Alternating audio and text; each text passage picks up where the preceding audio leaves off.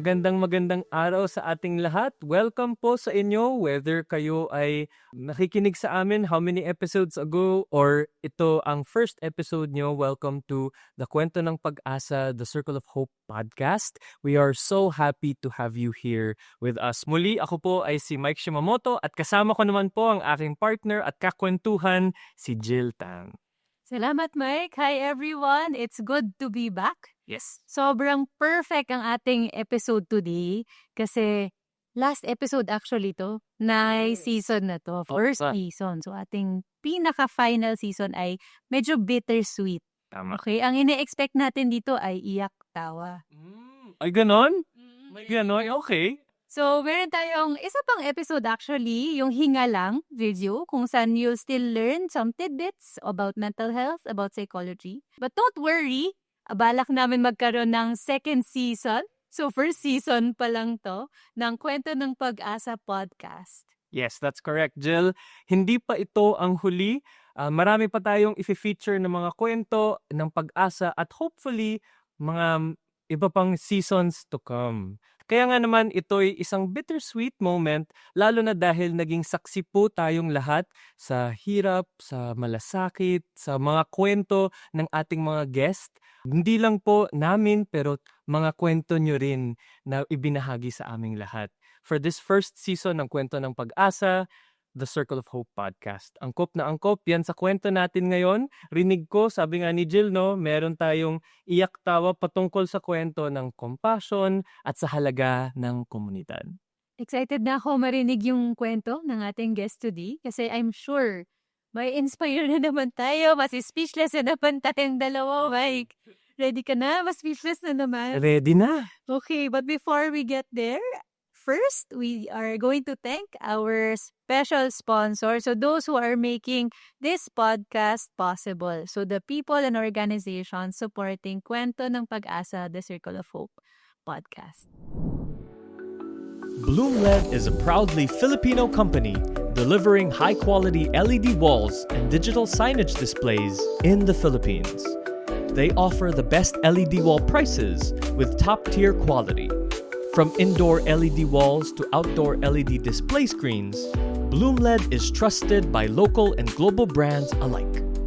Experience world-class LED technology with local expertise. Choose Bloomled.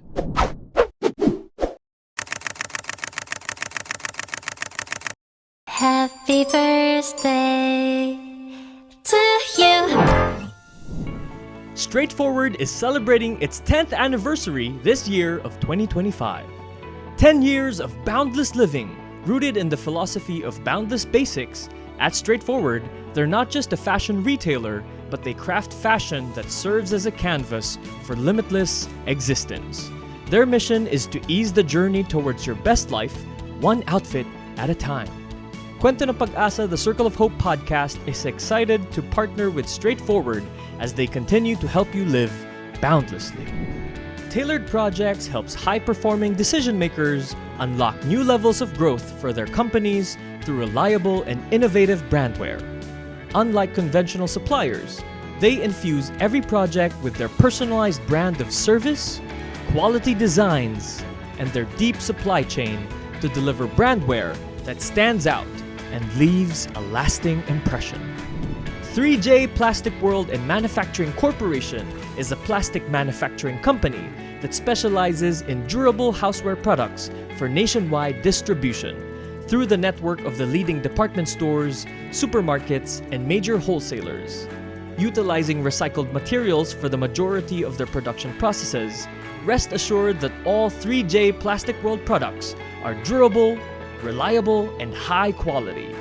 Walang tapon, tibay na maaasahan at tumutulong sa kalikasan.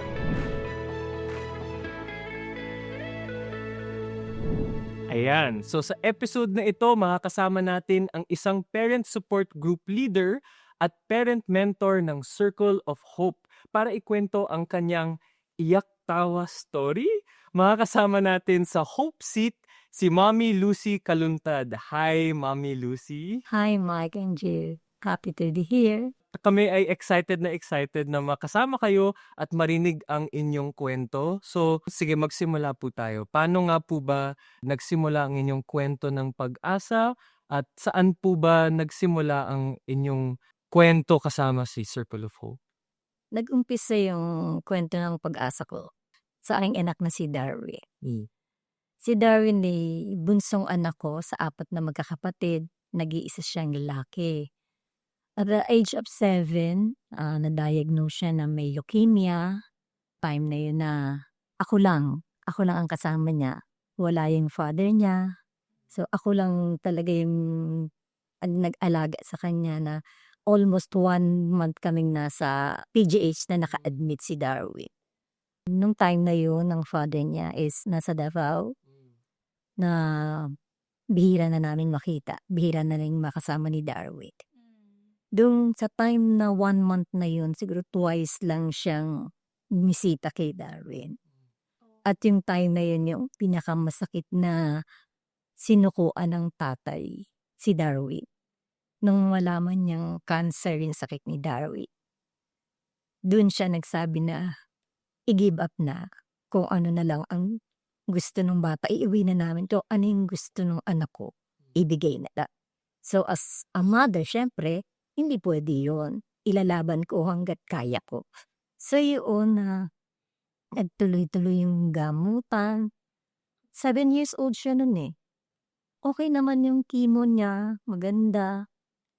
Pero at the age of 10, na nagkaroon siya ng mild stroke dahil sa chemo drugs. Humina yung half body niya. So yung time na yun, wala na talaga communication sa father. So ako lang talaga yung umiintindi sa kanya, naghahanap ng gamot, naghahanap kung saan lalapit. Yun na-admit siya ng ER dahil nga din sa chemo drugs na naka-affect sa kanya na yung half body niya nang hina na. Tapos nabulag pa yung isang mata niya. Siyempre, kailangan ka maging matatag eh. Kasi ako na lang eh. Wala man lang tanong yung father, kamusta ba? Ano na ba nangyari? So, kailangan lumaban, kailangan humanap kung saan. Kasi yung time na yun, ang PGH, kami talaga yung naghahanap ng gamot.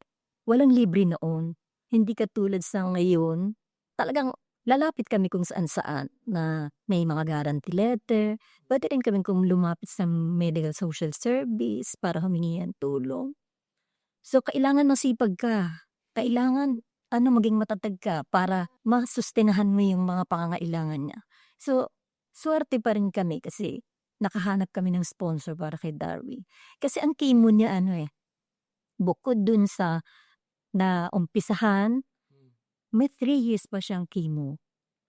3 years ang chemo ng leukemia. So, nung nung ilang months na lang, doon siya na nag-relapse. Balik kami sa umpisa. Kaya hanggang 10 years old, nagkikimo siya noon. 2005, huminto na kami. Pinahinto ko na. Dahil nga nag-relapse kami, pinaumpisahan ulit. Doon yun na siya, na-stop na siya. So, ang sabi ko sa doktor, kung ano yung natitirang chemo, yun na lang ang tatapusin namin. So, natapos, gano'n. Kaya lang, syempre, sa akin, nakita kong nagkaroon ng depresya yung paglakad niya.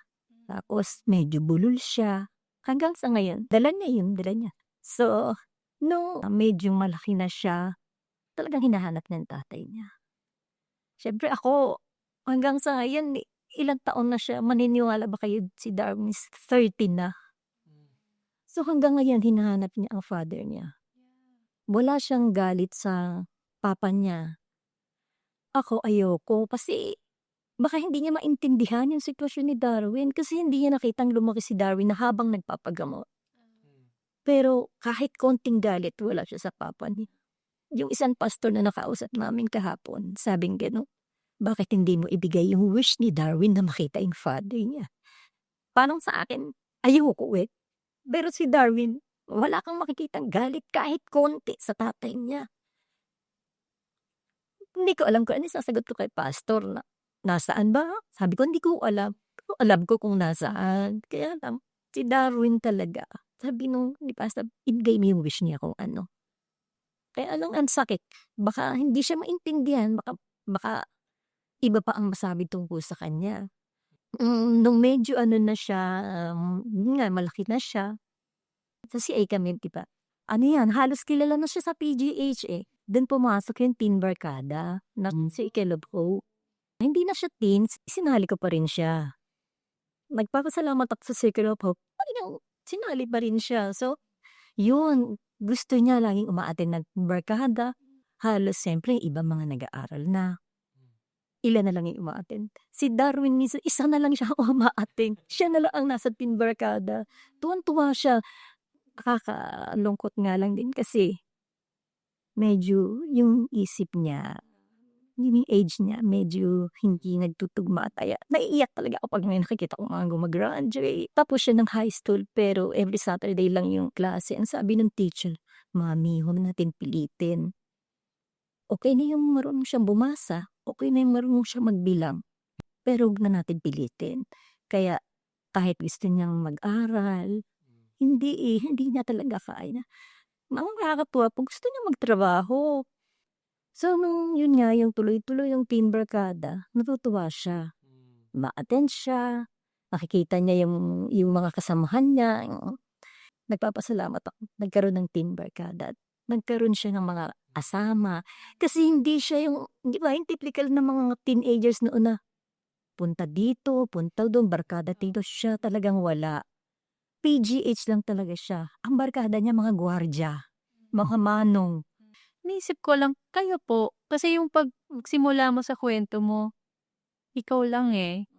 'Di ba yung ang bigat ng responsibility na kinuha mo as a mommy. Tapos ang sabi mo, kailangan maging matatag. Hindi option na hindi. Hindi siya yung, oh sige, kung may nararamdaman ng pag-asa, yun yung gagawin ko. Sa'yo, hindi. Wala akong choice. I have to be strong for Darwin. And then yun, nangyari sa daddy niya. So, saan niyo po nakuha yung lakas? And saan po kayo nakahanap ng pag-asa para kay Darwin as mommy? Nun kasing may teen barkada, nag-post sila sa CI. Mga mommies na gusto sumali sa parent support group. Oh, sumali talaga ako dun sa parent support group. Tapos hindi pa yun, nagyaya ako ng ibang mga parent na makasama ko roon. Kaya dumaki yung grupo namin na nagkikita-kita kami dahil sa Circle of Hope. Yun, nagmi-meeting kami. Once a week, nagkikita-kita kami.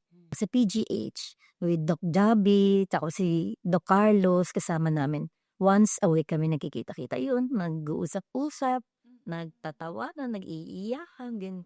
Yun nga, so parang yan yung narinig ko tungkol sa inyo, Mami Luz. Sa inyo daw yung iyak tawa. Ano ba yung ibig sabihin nun? Grupo ba yun o ano yun? Parang nabansag lang ba sa grupo namin? Kasi nga, yung weekly nga yung meeting namin, iba-iba yung topic. Siyempre, minsan nakakaiyak. Kasi pagka-grupo kayo, bawat isang kung ano yung nasa sa loob mo, yung hindi mo noon mailabas, pwede mong ikwento. Yun, syempre, andyan na yung mga iyakan kasi yung bang mararamdaman mo, katulad ko, meron palang mas higit pang problema kaysa sa problema dinadala ko. So, pagkatapos ng iyakan, ayan na, umpisa na ulit yung tawa na parang bang wala nang nangyari. Kaya natutuwa si Doc Javi, sabi niya, ay, iyak tawa tayo sabi niya gano'n. Kaya dun lang nag-umpisa yung iyak tawang tinawag namin sa gano'n. Okay. So, hindi talaga siya grupo ng iyak tawa. Parang Nabansagan lang, oh. Ano sa tingin niyo, Mami Lucy, yung nagagawa nung marami kayong nag-iiyak tawa na sama-sama? Bakit yun importante or bakit hanggang ngayon every week ginagawa niyo yun? Kasi merong nakikinig sa'yo. Nung wala yung grupo, sarili mo lang. Nahihiya kang magsabi sa iba. Minsan iba yung nasa isip nila.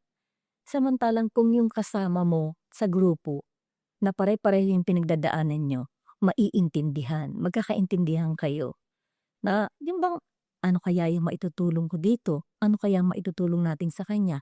Yun ang pinaka-importante, yung magkaintindihan kayo na nagbukas yung kalooban nyo sa pagtulong sa bawat isa. Mas maigi yung may nakakausap. Kaya inaabangan lagi namin ng once a week na meeting ng Circle of Hope. Oo, kasi kahit kapamilya, minsan di naman nila naintindihan yung talagang experience, no? Yes. So, important yung itong group, medyo nagkakaintindihan talaga kaya. Tapos, ang ganda ng sinabi niyo po na makakatulong ka. Hindi ka nandun lang para ikaw tulungan, para ikaw pakinggan, pero para rin makinig sa iba at para rin tumulong sa iba. Doon ako curious, Mami Lucy, no? Si Mami Lucy hindi lang participant, recruiter na rin pala, no? Parang ikaw rin yung nagdadala ng ibang mga nanay. So, ano po ba yung mga iba pa niyong ginagawa sa grupo? Nagsha-sharing po kayo every week, pero meron pa po ba kayong ginagawa bilang mga grupo ng nanay? Nag-ano kami, gabay alalay. Gabay alala, ano po yun? Si Doc Javi rin nag-start ng gabay alalay. Nagbe-bedside kami sa ward na may mga cancer yung mga Kayo mismo? kami mismo. Grabe, okay. Kami, survivor yung anak namin. Kung ano yung pinagdaanan namin, isinasabi namin dun sa mga nanay na nag-uumpisa pa lang dun sa pinagdaanan nila. Kaya tinawag kaming gabay alay, kami yung gumagabay sa kanila. Sinasabi namin kung ano yung mga dapat gawin, kung saan dapat lumapit ng paghingi ng tulong. Malaking tulong yun para sa kanila. Kaya malaking tulong talaga ang gabay alalay na ginawa sa amin ni Doc Javi. Grabe, parang syempre hindi ko maumpisahang isipin kung ano yung pinagdaanan nyo, pero ini-imagine ko pa lang kung ako nga ay isang tao na pinagdadaanan yung pinagdaanan nyo dati. Parang ang laking ginhawa na meron kang kasama katuwang na hindi lang sasabihin na kaya mo yan, magpakatatag ka, pero tutulungan ka pa sa kung sino ka lalapit, saan ka po tutungo. Grabe, paano nyo yun naisip? Pati yung kung paano mo aalagaan yung pasyente mo, pati pagtututbrush, sasabihin mo sa kanila kung paano. Kailangan talaga ng pasyente yun. Hindi porke may sakit, ihihiga na lang. Kaya natutuwa rin kami yung mga nanay na nabibigyan din namin ng ganyan. Tsaka natatandaan ko, may sinabi sila na pag nakipag-usap ka sa nanay, huwag kang magsasabi ng salita na may question mark. Halimbawa yung, nanay, kamusta na po kayo? Kasi may pinagdaanan kang ganun, huwag mo siyang tanungin kung kamusta na siya. Paano po dapat? Kunwari, nay, kain tayo? Walang question mark na tanong. Kailangan kasi parang ikaw yun dati. Okay. Ang galing. Parang ikaw yung pumapasok sa realidad nila. Ikaw yung pumupunta sa karanasan nila. Oh. Ganda. Kasi yung isang mother kasi, nag-umpisa yan na tinanong na yung nanay na, kamusta ka na? Galit sa kanya. Natuto rin kayo along the way. Oo, sa ganon. Yun yung tanunan ko din sa sinabi sa amin nila, Do Carlos, na ganon na huwag kang magsasabi ng patanong sa kanila. Kasi nga, yung pinagdaanan nila, pinagdaanan namin. Napakagandang halimbawa yung komunidad nyo, si Iyak Tawa Group, ng isang komunidad na talagang nagtutulungan. Pero sa tingin nyo, sa mga katulad natin na parang gusto nilang bumuo ng isang komunidad, ano ba yung mga makakalagang aspeto na dapat nandoon para maging talagang matibay at buo na komunidad? Ano yung kailangan? Dapat marunong kang makinig kung ano yung pinagdadaanan niya. Pakinggan mo muna yung kwento niya. Pakinggan mo kung ano ang sakit na nararamdaman niya. Kailangan yung kalooban mo is talagang merong kasamang pagtulong. Yung bang hindi lang yung aalamin mo lang kung ano yung buhay niya. Aalamin mo yung buhay niya para malaman mo kung ano yung pwede mong maitulong sa kanya. Diba? Yun. Kailangan, yung kalooban mo is, nandun sa pagtulong. Para mas maintindihan mo siya. Kailangan malawak yung pangunawa mo rin sa pag-intindi. Parang laging meron kang intention of helping. Kahit nga ngayon, mami, habang nakikinig sa'yo, parang gusto ko na lang makinig. Diba? Parang ayoko nang may iba pa kang gagawin. Pero yung sa'yo, hindi lang pagkinig. What's next? Anong mabibigay ko sa'yo? Or anong ma-offer ko sa'yo? Grabe. Ang dami naming natutunan sa inyo, Mami Lucy. Sa totoo lang, parang sa tingin ko may isa pang episode na dapat makinig lang kami sa mga kwento nyo. Marahil baka ito yung oras para pwede nyo kaming payuhan sa mga katulad nyo na nanay, sa katulad nyong mga may pinagdadaanan o kayo mismo ang nag-aalaga sa iba. Ano kaya ang pwede nyong maibigay na mensahe o payo sa kung ano yung importansya ng malasakit at ano nga ba ang kahalagahan ng pagiging bahagi ng isang komunidad? Para sa mga magulang na katulad ko na may pinagdaanan, kailangan lang nating maging matatag. Kailangan nating kumapit sa Diyos. Kailangan din nating maging mapang-unawa. Kailangan nating sumali sa iba't ibang komunidad. Number 1 yun. Kasi nga sabi nga walang nabubuhay na mag-isa. Kaya kailangan nating humanap ng mga taong kailangang makinig sa atin. Hindi lang financially, kundi emotionally, at spiritually. Yun ang pinakakailangan natin. Kaya huwag tayong susuko. Maraming salamat po. Maraming salamat sa inyo, Mami Lucy. Grabe. Sobrang dami naming natutunan sa kwento nyo. At sure na sure akong hindi ito ang huling pagkakataon na mag-uusap tayo. At dyan nagtatapos ang mga kwentuhan sa unang season ng Kwento ng Pag-asa, The Circle of Hope Podcast. Muli, umpisa pa lamang ito. Pero gaya nga ng sinabi ni Jill kanina, may isa pang hingalang video kayong mapapanood ngayong November. Sana panoorin nyo ang huling episode na yan para buong-buo ang inyong karanasan sa ating kwento ng pag-asa. Yes, and after that, or Yes. within the same time frame natin, magse-celebrate tayo ng 10th anniversary. So, naka 1 decade na ang Circle of Hope.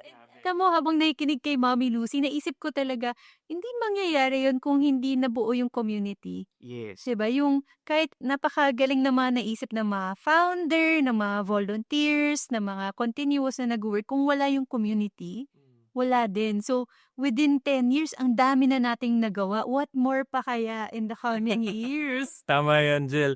Actually, itong komunidad natin sa PGH, sina Nanay Lucy, sina Christian, sila talaga ang naging inspirasyon sa trabaho natin dito sa Circle of Hope. Mula sa komunidad nito, tayo ay nag-branch out tungo sa iba pang mga organisasyon, sa mga eskwelahan, non-profit groups, mga partners natin, no? Talagang lumawak ang lahat ng trabaho natin dito sa Circle of Hope na patuloy nating iniimbitahan ang iba't iba pang tao na maging bahagi ng ating kwento. Bago natin tapusin ang ating episode, we would like to remind you, again, follow us on our different social media platforms sa Circle of Hope communityservices.com at Circle of Hope CS sa ating Facebook, Instagram, at pati na rin sa YouTube. Follow and like us, subscribe for more content like this. Sabi nga natin, umpisa pa lamang ito at marami pa tayong mga kwentong maririnig sa mga susunod na panahon. Thank you so much, Mike. Thank you rin sa lahat ng guests namin, si Mommy Lucy, si Christian, si Luke, at of course si Doc Javi. Yes. Sa mga narinig namin, parang talagang madaming natutunan and we hope kayo din. At syempre, salamat at nakikinig pa rin kayo sa amin at pinapanood nyo pa rin kami dito sa Kwento ng Pag-asa, The Circle of Hope Podcast. Marami pa tayong maaabangan Yes. sa Circle of Hope. So please continue to follow us in our social media accounts tulad ng Facebook, Instagram for more details ng mga surprises natin. Yes. Thank you so much. Ako si Jill. Ako si Mike and happy 10th anniversary muli sa Circle of Hope. And together, let us keep hope. Alive. Maraming salamat. Maraming salamat sa pakikinig sa ating last episode. At ito ang ating pabaon. Sa panahon ng pagsubok, sino ang umaalalay sa'yo?